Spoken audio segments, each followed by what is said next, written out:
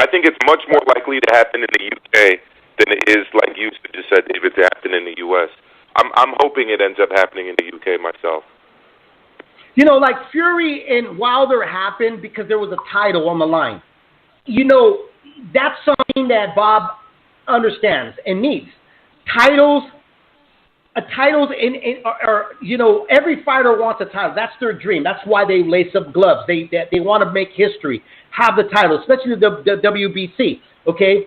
But also, it intrigues the fans because a casual fan would be like, oh, who's fighting? Oh, these two heavyweights, the heavyweight champions of the world. Just that automatically, hearing the heavyweight champion of the world is an attraction for anyone.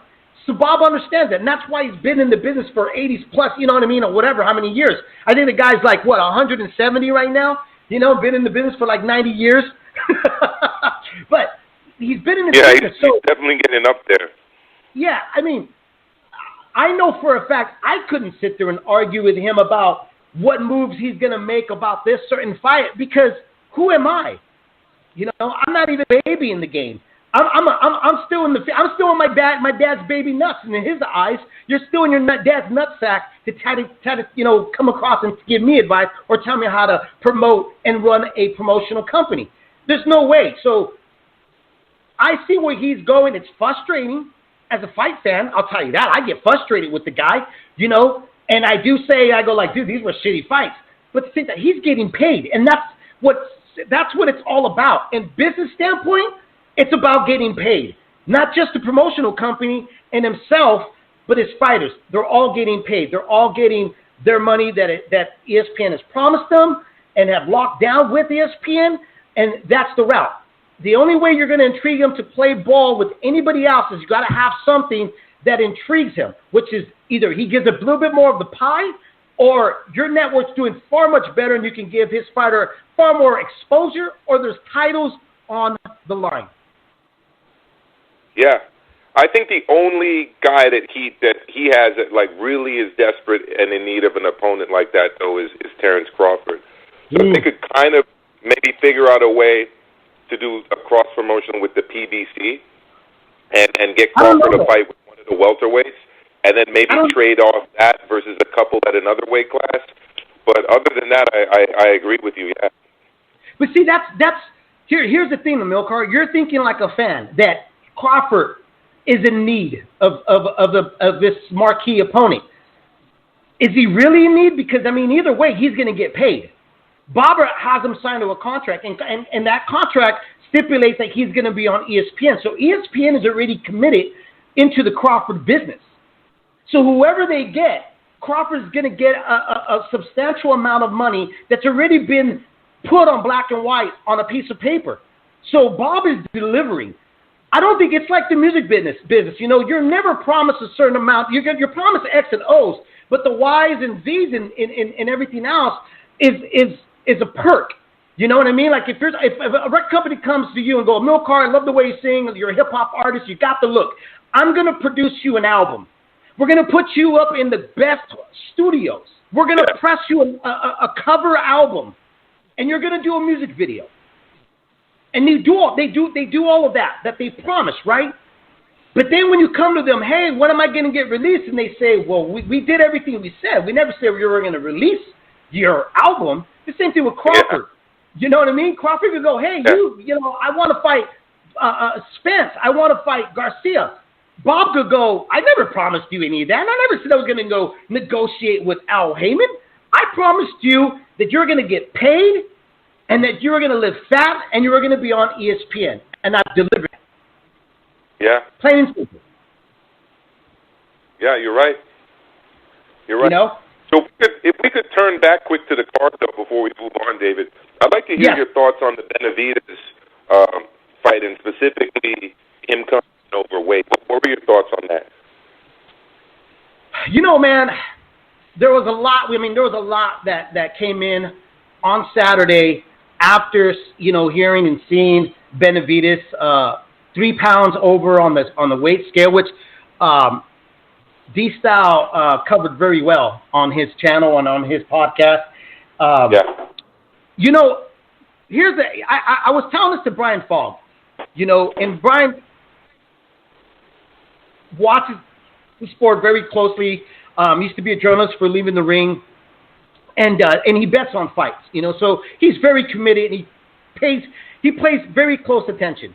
And he asked me, "What do you think? You know, you just think that this kid just doesn't care?" And I say, "Well, maybe it could be two things. The COVID thing obviously has impacted in such a way that the access of gyms could be difficult.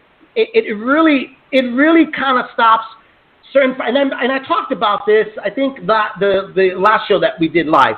You know, it really stops certain fighters to do certain routines or rituals that they've been used to, because now they have to kind of like find another way of doing things. Okay, that could be one. Okay, that's an excuse, and I'm going to give you a couple excuses. Okay, the second one is that maybe his body just couldn't sweat out the rest, because your body could eventually just top out and say, you got to remember, this kid was like 200-something pounds, and I think as a junior high kid. You know what I mean? I mean, he was not a... I've heard he's lost upwards of 80 pounds to get to where he is right now. Right. You know what I mean? He's not a small guy, you know? And you can see that. It's not like he went into the Angulo fight and he was chiseled. I mean, you could still see that there's baby fat on this guy. The third one is that he's not committed.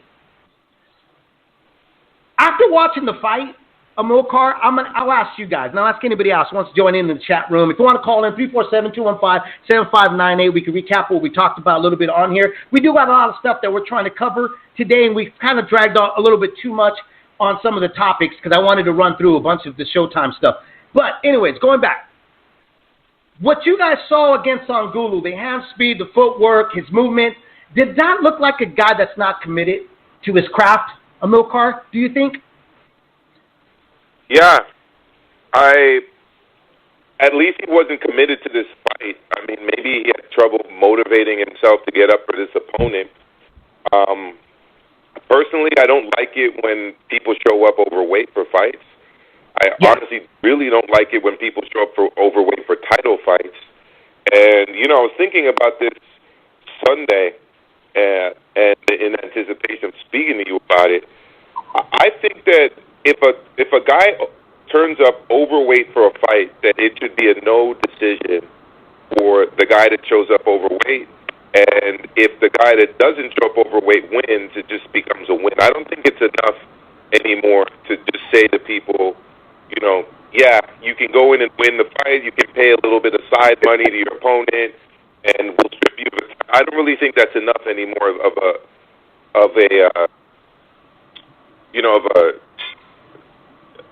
a negative outcome, so to speak, for people. I think really that you've got to take people's victories away from them, because it's honestly not a fair victory if someone's showing up overweight and another guy's killing himself to make weight. Yeah, I mean, I think the punishment of being stripped and the second time being stripped for cocaine use. The second one is not making weight. Nato, let me read this really quick on what Nato had put. Is Benavidez falling into the Chavez Jr. territory, in your opinion, Amilcar? What do you think? I saw that too, and it distracted me a bit mid-sentence when I saw it as well. We are kind of venturing into that territory. The only difference I'd say, though, is that I think that Benavidez is a much more talented fighter than Chavez Jr. I think Chavez Jr. relied on his name, obviously, but I also think Chavez Jr. relied also on his chin. But one thing that they both do have in common is that they're very big for the weight class, and they use their size as an advantage. So I definitely see that similarity there. But I do think that Benavidez is a much more talented boxer than Chavez Jr. I'm going to say this, because I know Nato put that out on Twitter as well. And I was cracking up when I saw that. I was like, fuck, I hope not, bro. Yeah. I was like, I hope not. But, and I think I know where Nato's going with this. Because of the drug, the cocaine, and coming in the first time. And Benavidez said, look, this is the first time. And I'm like, I'm trying to think, is it the first time? I think it is the first time, right? You know, if he does it again, then I'm going to say, yeah, he's starting to hike up the trail of Chavez Jr., you know, but skill level, like you were mentioning, Amilcar, it's night and day. Like Benavidez, there's no denying the kid is gifted. He looks very comfortable in there. He looks very